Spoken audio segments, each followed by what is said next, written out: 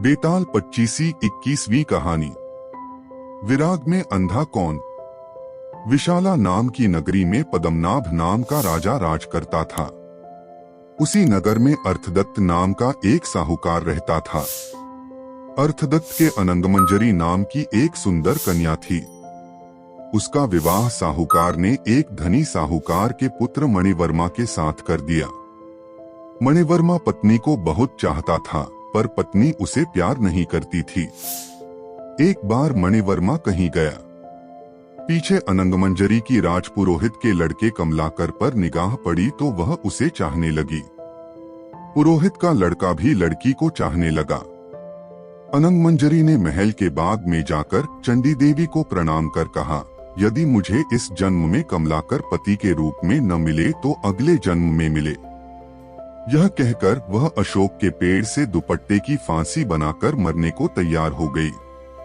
तभी उसकी सखी आ गई और उसे यह वचन देकर ले गई कि कमलाकर से मिला देगी। दासी सवेरे कमलाकर के यहाँ गई और दोनों के बगीचे में मिलने का प्रबंध कर आई। कमलाकर आया और उसने अनंगमंजरी को देखा।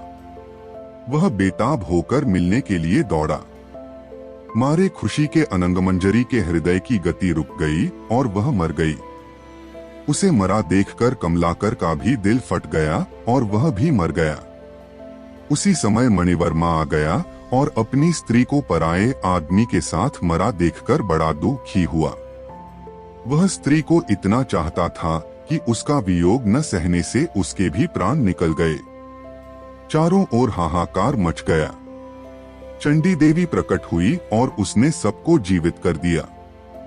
इतना कहकर बेताल बोला, राजन, यह बताओ कि इन तीनों में सबसे ज्यादा विराग में अंधा कौन था। राजा ने कहा, मेरे विचार में मणिवर्मा था, क्योंकि वह अपनी पत्नी को पराये आदमी को प्यार करते देखकर भी शोक से मर गया। अनंगमंजरी और कमलाकर तो अचानक मिलने की खुशी से मरे। उसमें अचरज की कोई बात नहीं थी। राजा का यह जवाब सुनकर अब बेताल फिर पेड़ पर जा लटका और राजा को वापस जाकर उसे लाना पड़ा। रास्ते में बेताल ने फिर एक कहानी कही। क्या थी बेताल की अगली कहानी? क्या विक्रम बेताल को ले जा पाएगा योगी के पास? यह सब जानने के लिए सुनिए अगला एपिसोड। कहानी अच्छी लगी हो तो वीडियो को लाइक, चैनल को सब्सक्राइब करें।